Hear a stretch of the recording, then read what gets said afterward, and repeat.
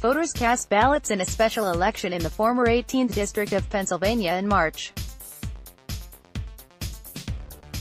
CreditJeff Swensen, Getty ImagesBy Maggie Astor and Trip GabrielMay 14, 2018 Tuesday's Pennsylvania primaries are the opening act in a drama that Democrats nationally are eagerly watching. Who will win under new congressional maps that undo a Republican gerrymander? In January, the state Supreme Court redrew the boundaries of the state's 18 districts to create a more politically level playing field. Analysts predict that as a result Democrats will probably gain 3 to 6 seats, a sweet down payment on their goal of taking control of the House of Representatives in November. Explore the new Pennsylvania congressional map district by district. Most of the potential Democratic pickups are in the Philadelphia suburbs, and 3 are all but gimmies in the general election.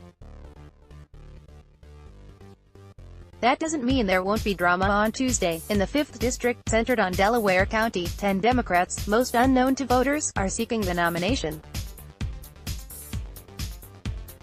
It's been called Clown Car Primary, and is sure to confuse voters.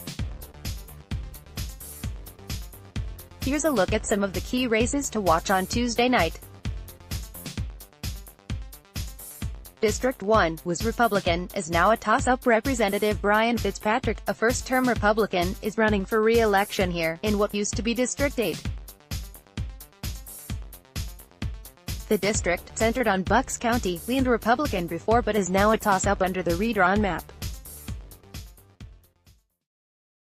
The shift is small. The old district was about evenly split between President Trump and Hillary Clinton, while voters in the new district went for Mrs. Clinton by about 2 percentage points, but it could make the difference in November. Mr. Fitzpatrick has one primary challenger, Dean Malik, the son of a Pakistani father and an American Jewish mother, who has cast himself as the race's real Republican. But most of the action will be on the Democratic side, where 3 candidates are vying for the nomination. Polls show a close race between 2 of them, Rachel Reddick, a former Navy prosecutor, and Scott Wallace, a wealthy philanthropist. The tone of the Democratic race has been deeply negative. Ms. Reddick has cast Mr. Wallace as an out-of-touch multimillionaire who has spent too much time at a residence in Maryland to rightly represent Pennsylvania. Mr. Wallace, in turn, has emphasized that Ms. Reddick used to be a registered Republican. The Bucks County Democratic Committee has endorsed Mr. Wallace, saying he has the best chance of winning the general election.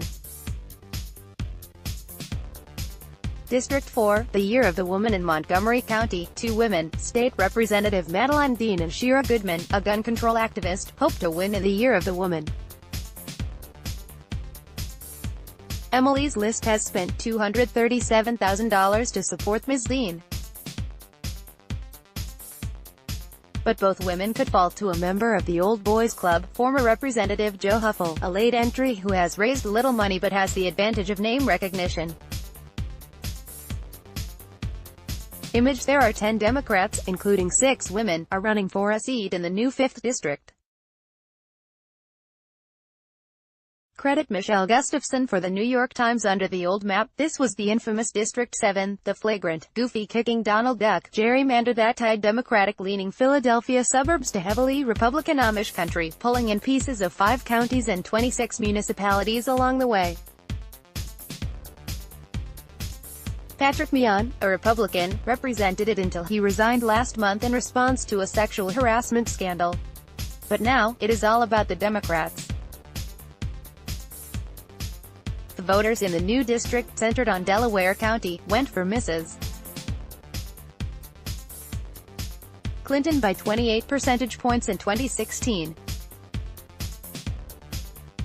Whoever wins the Democratic primary on Tuesday is all but certain to win the seat in November, a reality reflected in the fact that only one person, Pearl Kim, is seeking the Republican nomination. There are 476 female House candidates this year.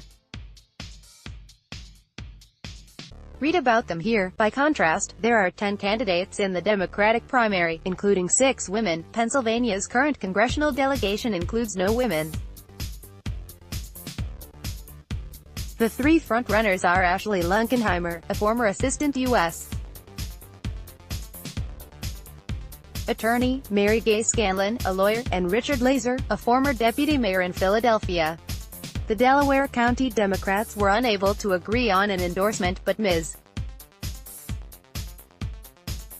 Scanlon received a plurality of votes, followed by Ms. Lunkenheimer. Mr. Laser has the support of major unions, including the Pennsylvania AFL-CIO and the Philadelphia Federation of Teachers. This district, previously the 15th, used to have a long Republican appendage attached to part of the Democratic-leaning Lehigh Valley. Now, it has lost the tail and encompasses all of the Lehigh Valley, flipping it from Republican-leaning to Democratic-leaning, especially because the incumbent Republican, Charlie Dent, is not seeking re-election. Tuesday's primaries feature 2 Republicans and 6 Democrats. On the Republican side, Dean Browning, a Tea Party supporter and business executive, is running against Marty Nothstein, an Olympic cyclist who is now the Lehigh County Commissioner. Mr. Browning was also once a county commissioner. They have been battling for the title of most supportive of President Trump. On the Democratic side, there is a larger ideological spread. Among the 3 frontrunners, Greg Edwards, a pastor, and Susan Wild, a lawyer and former Allentown city solicitor, are on the liberal end of the spectrum. Mr. Edwards has the endorsement of Senator Bernie Sanders. Then there is John Morganelli, the Northampton County District Attorney, who opposes abortion and has spoken against illegal aliens, but supports some liberal economic priorities like expanding Medicare. Mr. Morganelli's opponents argue that he is too conservative for the Democratic base, but he does have the advantage of better name recognition. Rick Saccone, a Republican, lost a special election to Connor Lamb in March but is running in the new 14th district. CreditJeff Swensen, Getty Images in Western Pennsylvania. The 17th district will be the setting for one of the most widely followed races in the nation in November, though it is empty of drama on Tuesday. Both parties' candidates are incumbent congressmen running unopposed in their primaries. Redistricting has placed Representative Keith Rothfuss, a Republican, on the same turf as Representative Connor Lamb, a Democrat, whose upset victory in a special election in March in deepest Trump country was evidence of the upwelling of Democratic momentum in the midterms. The defeated Republican in that race, State Representative Rick Saccone, is making another try in the new 14th district. He has a primary challenger, State Senator Guy Reschenthaler.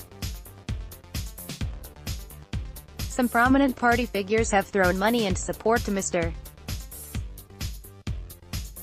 Reschenthaler, in the belief that Mr. Saccone let Republicans down with an embarrassing defeat in this special election despite $10 million in outside money behind him.